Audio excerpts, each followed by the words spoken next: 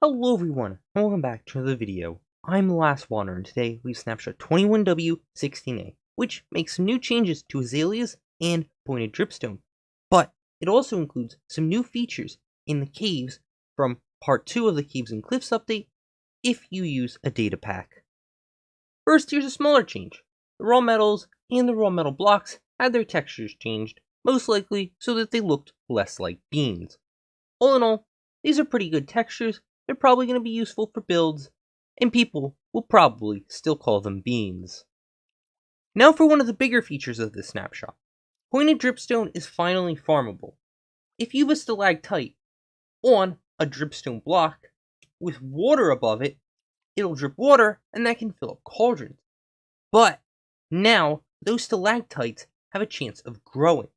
And not only can they grow downwards, but sometimes they'll also plant a new one on the ground and a stalactite will form and grow upwards.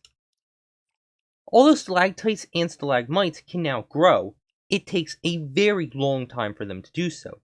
It takes sometimes minutes to even over an hour for a stalactite or stalagmite to even grow a single block.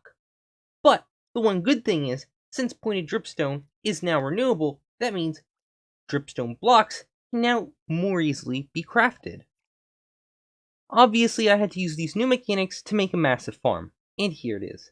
This farm uses two flying machines, one at the top to break the stalactites, and one at the bottom to both break the stalagmites, and push all the items into water streams on either side. This farm also has a very long timer because of how slowly pointed dripstone grows. This is an etho hopper clock on max delay, and I also have 4 T flip-flops to make the farm harvest only about once an hour.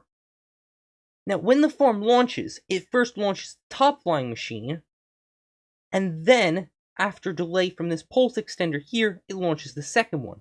And that is so that the farm can properly collect all of the drops in a single run of both of the flying machines. Some other things I should point out about this farm is that it uses a lot of non-stickable blocks, like glazed terracotta and jack-o'-lanterns, which are the only light-producing, non-stickable full blocks in the game. Obviously, these non-stickable blocks are needed because there's a flying machine that flies against the floor, plus I have a bunch of flying machine docks and relaunching stations. I also make use of the ability for walls to update observers. And here's what happens when the farm actually does harvest. And yes, I did wait over an hour for it to do this.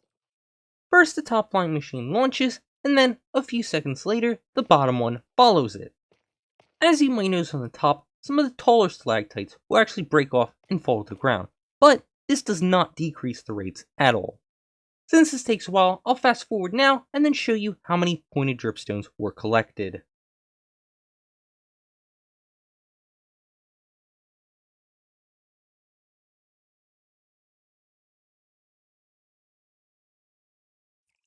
And here's what I've got from a single harvest. There seems to be a lot of items, but remember, this one harvest took an hour, and the farm is this big. So yeah, pointed dripstone farming is pretty slow. The other interesting 1.17 feature in today's snapshot is that azalea trees can now be grown by bone mealing azaleas and flowering azaleas. The only thing is, they still use oak logs, unfortunately. But one cool thing about azalea trees is that when they're grown, they'll replace the block underneath of them with rooted dirt. However, unlike naturally generated azalea trees, there will only be a single block of rooted dirt underneath them. There are a lot of benefits that come with this new change. First of all, rooted dirt is now renewable, and you don't need to rely on the wandering trader to get some. Second of all, both azalea leaves and flowering azalea leaves can now be obtained in a normal survival world. And third of all, and most interestingly, oak logs can now be farmed without player interaction. Here's a prototype of an azalea tree farm to demonstrate how oak logs can now be obtained without any player having to AFK. Now, this prototype is a bit messy, but it does demonstrate the point. First of all, this dispenser here bone meals this moss block, and sometimes it'll generate an azalea sapling here. When it doesn't do that, the either moss carpet or grass will be broken off by these two pistons. Now this piston here needs to break off any moss carpet, azalea, or grass that ends up here, otherwise this moss block will no longer be able to be bone mealed for some reason. But when azalea or flowering azalea does generate here, this dispenser will bone meal it into a full tree, and then that tree will be pushed out. It'll also convert this block into rooted dirt. Because I'm bone mealing the moss block from over here, the rooted dirt will be converted back into moss. Let me demonstrate this prototype working in action. Once the lever is pulled, both of the clocks start, and the farm starts looking for that azalea sapling to bone meal into a tree. We got rather lucky with this first tree here. It grew pretty quickly.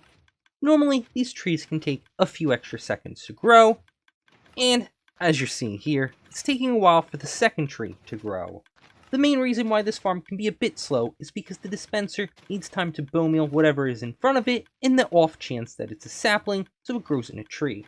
And obviously, a sapling doesn't go in front of it all too often, since based on a random chance, and it's far more likely only moss carpet or grass will grow. But there you see, we got our second tree. After a bit of time, this is what the farm starts to look like. You got this weird plush shape of azalea leaves at the top, but you also get all these oak logs, which can be funneled into a blast chamber so you can get them as items. Now, obviously, there's also a buildup of items on the ground. These could be all composted down so you could get some of your bone meal back. But this farm would not be self-sufficient. You would need another source of bone meal to keep it running. However, unlike most AFK farms, as I pointed out, you don't need a player. Now, I'm on the data pack world to try to show you the new features that'll be added in part 2 of the Caves and Cliffs update, but were added early in this data pack.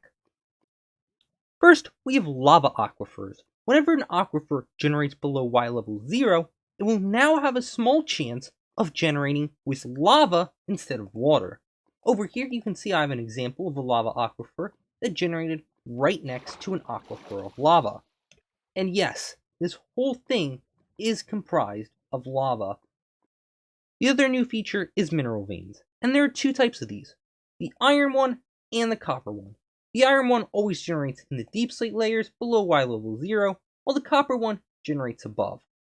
The iron type is of course composed of deep slate iron, and also, strangely enough, the tough block. These mineral veins can vary in size, some are big, some are small, and this is a pretty medium sized one I found.